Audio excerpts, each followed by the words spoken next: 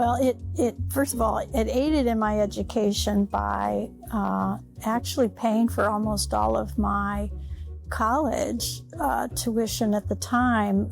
Back in the day, college tuition was fairly low, and between that scholarship and I received a couple from the Cleveland area where I lived, that pretty much paid for all of my college for just about all 4 years.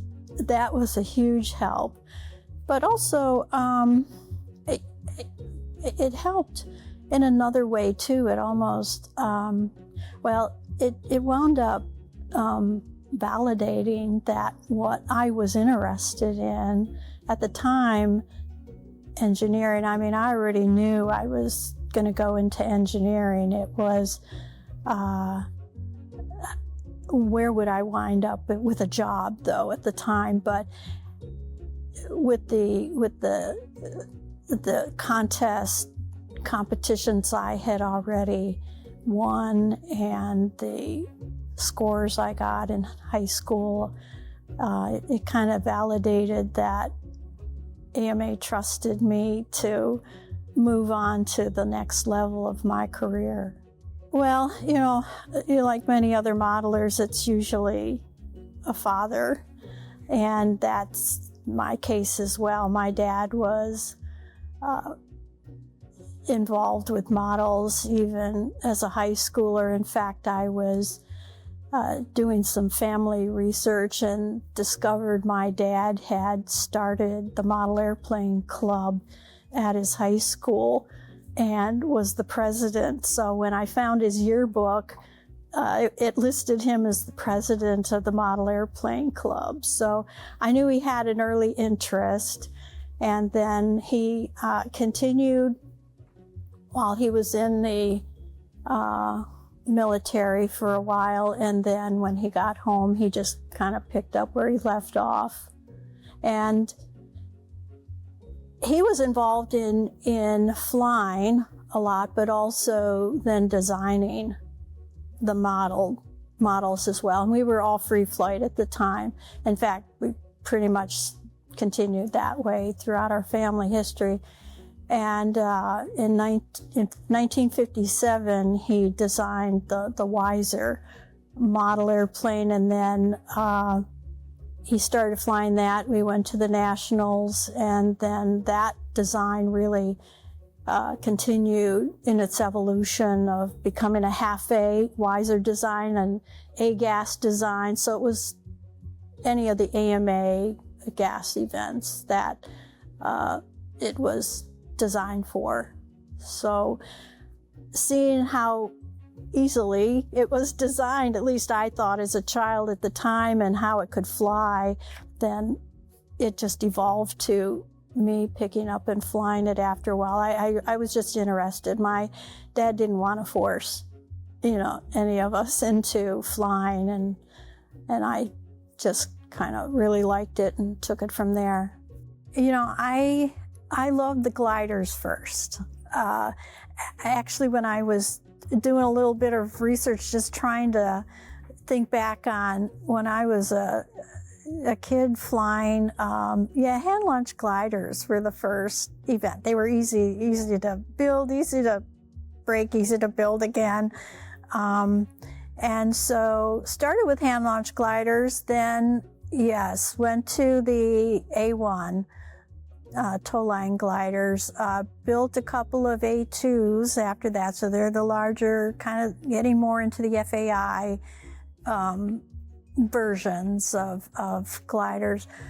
As I got older, so I was getting in my teenage years, I then added some rubber events, the Coupe de Vere and the P30s and Wakefields and the gas powered. I started with half A gas, A, B gas. I flew up to C gas, but the D gas models were a little too big. But the rubber models, especially like the Wakefields and some of the rubber models, I could not fly them, some of them, when I was younger, because I couldn't pull the rubber motor out far enough and hold on to it and try to wind it myself. So had to kind of be weighted down, or my mom would hold me back to hold. But I flew outdoor, and then I flew indoor models. And I actually was flying indoor models early too. But my very first event I ever flew was U-Control, a little U-Control events. They used to have a contest in Cleveland where it was called a balloon bust, and a little U-Control, you could fly whatever U-Control model you had, and they would put balloons on balsa sticks, and they would put it on the edge of the circle just enough so your model, if you were just holding it just right, you could break the balloon. So you had so much time to break so many balloons around the circle there, but some of the balloons were different heights too, so you had to kind of, so as a junior flyer, that was one of the first events I flew to, but then I went to free flight. But gliders were always my first love, yes. Yeah, though at the time I didn't know it was an engineering process, but yes, it did. Dad taught, my sister and I were the siblings in the family there, so I liked the craftsmanship. I liked the time to build. Again, back in that day, it was the builder of the model rules, so what you flew, you had to build. So I liked building the models, but then you take it to the next step, which is to fly them, and then you have to learn how to trim them. And fortunately, my dad knew how to trim them, but again, I had to build them, I had to cover them, I had to dope them, I did all of that. And as I moved through school, I was good in math and science, and so it wasn't until about the 8th grade when I took an aptitude test that it said, well, gee, you're good in math and science, and you have this great abstract reasoning, 3D visualization mind, you should consider engineering. So that was the first time I even heard the word really engineering, and tried to realize that I could put aeronautics and engineering together. Yeah. Once I was hired at NASA, I was put on the recruitment path right away to get other young girls and young women involved in the STEM fields. And at first it's kind of hard to convince them that they can do it. And I don't know why, but I think it just takes a lot of encouragement by others, even, parents and teachers, and guidance counselors can be very critical, but also if they can find other opportunities to get exposure to those fields.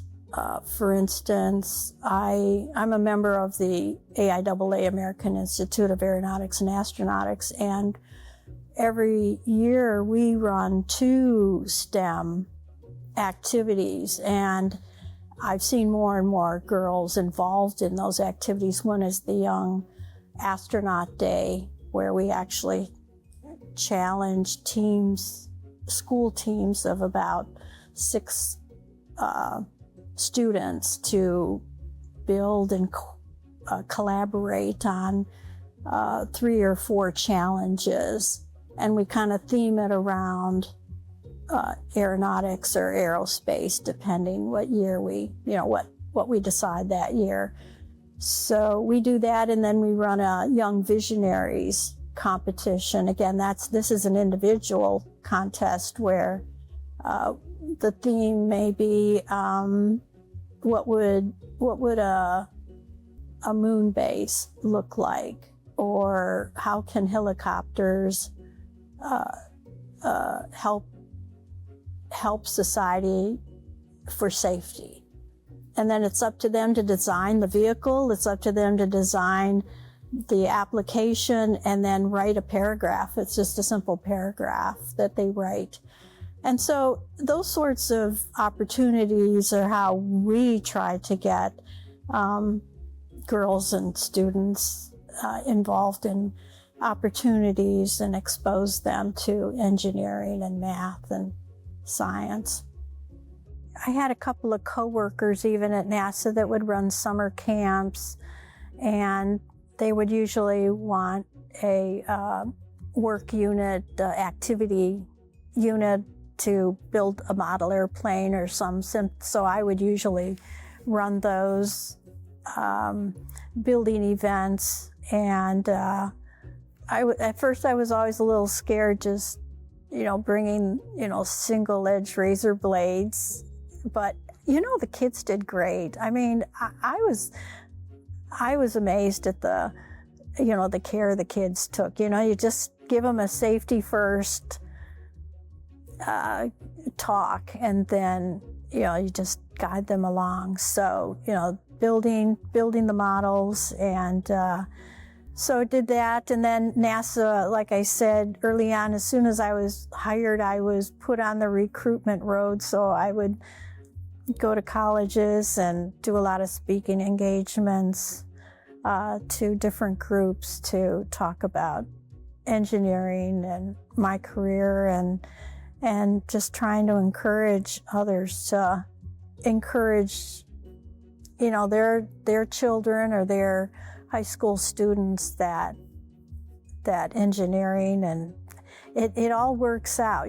There's a lot of different engineering perspectives and opportunities. So aeronautics is just one, mechanical engineering, electrical, so many now. There were even then, but there's even more now. So there's if one has an interest in engineering and can get through the college courses, the opportunities are there. Now we're at about, I would say we're at about 19% of the women scientists and engineers work at NASA. Yeah, it's improved. It could go higher, but it's steps. It's steps to get the students interested. Yeah, the girls have I see a lot of girls. We all kind of have a slightly different approach. We kind of will see a problem and we'll just kind of look at it and try to process it in our mind first before we even make our first move or what we first do. And that's not necessarily what the guys do. They'll just look at it and poke at it a couple times, and then, and that's not trying to be sexist or anything like that, but it's been observed over and over again, even in math classes, that girls in a math class will try to formulate it in their heads or try to figure out how to approach something before even taking their first move at solving the problem. So I've been involved in studies, and that answer keeps coming up time and time again. So it's just we all get to the same answer, but we just have different approaches on how we get there. And it's just an understanding that, that's just the way, we process the information. I don't know why, but that's just the way it seems to be working. That Collier Trophy, well, of course, we didn't know we were even going to win anything at that level at the time. Again, NASA has many projects, and that project, that was actually one of the first projects I actually was on. I was a research engineer initially with NASA, then a project engineer, and then a project manager. And so I was a project manager during the Collier, during that advanced turboprop project that won the Collier Trophy. And there were a lot of people on that team, just not NASA experts and researchers, but we also had contractors, and we were a huge team. And I would say, when I look back on it, we were able to form a team with many competent people, and we had great communication between the team. And I think between just getting all that expertise organized and working on all the different elements of that project and communicating back up and down the line of the chain to understand where are the issues, what can we solve, both management-wise or scientific engineering-wise. We managed to come up with some new research that had really never been done before. And what was kind of interesting about that research is that Da Vinci back in the day came up with this similar idea in terms of these scimitar-shaped propellers that then helped to create a propulsion system that was going to be extremely fuel efficient. But at the time, yes, Da Vinci knew about propellers. He had designed them, he had drawn them, but he didn't have the materials, and he didn't have the machine shops and the expertise to make that sort of idea come true. So, it's just like a lot of us in research, we have great ideas. Are we there yet? How do we get there with the material or the computing power we need to help us solve the question? I started in aeronautics research, and in research you think there's already answers to all the questions, but we have more questions than we have answers. And even though we think we've solved enough questions about propulsion or fuel efficiency or barriers to science, there's still more that we have not figured out yet. And so that's the challenge. It's just getting the right question formulated, even to know how to ask the question to begin with, then formulating that question and then trying to figure out how you can answer that question, and how do you figure it out scientifically and engineering-wise, because sometimes the science doesn't want to agree with how you want to go about solving it. So that's why I always made sure that whenever I had I managed a number of projects over the course of my career, and I would surround myself, I would get the best people. Most of the time I had easily 2/3 of my team members were PhDs, and they were absolutely experts in their area. And just then putting all these teams together to then work towards that goal of figuring out a solution, if there was an answer. I mean, sometimes in research, you have a question and you don't know if you're going to be able to answer it. Well, let me say, first off, I'm retired from NASA. I loved every minute. I probably could have worked there forever, but, time to move on. I was retired for a couple of years, got that bucket list, started working on that bucket list of all sorts of other things. I have not gone into full-scale aviation or even model airplanes since then. I mean, yes, I'm still the treasurer of my model airplane club, and we still sponsor at least 1 or 2 contests here at Muncie every year. But I have kind of picked up doing more work with my AIAA in the young astronaut, again, working the STEM angle, working the young visionary, being a judge for those competitors, and then doing all the other bucket list items that we have when we retire. But also, I did that for a couple years, and then I was asked to be a project manager on a contract for a company that we have with Wright-Patterson Air Force Base. So I was asked to be a project manager on a contract to work on military engines. So that's about 2.5 years now. I have about another 6 months on that contract, so we'll see where that goes. So part-time, I'm still working, and I'm back in the project management engineering side of things. So besides that, then I work on my bucket list, travel and do genealogy and things like that. The Northern Ohio Free Flight Association. So actually, we just had our 60th anniversary last year. So we kind of made a big deal at our contest here in Muncie last year that it was our 60th anniversary.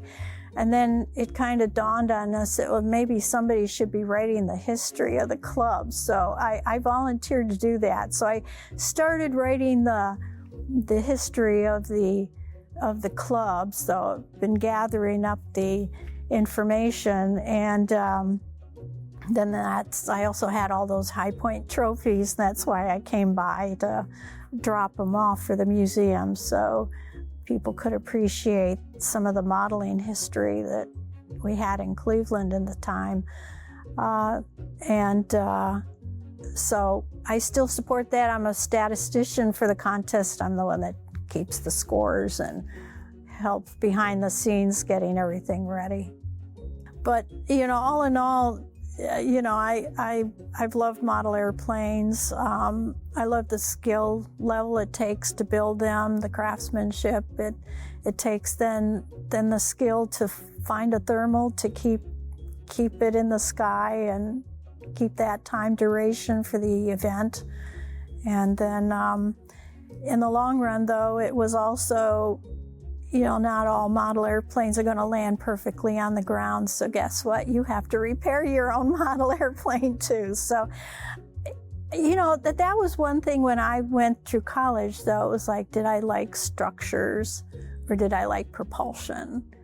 And it was a hard decision to make because I really did well in college on both of those 2 areas of study. And so I ultimately decided on propulsion and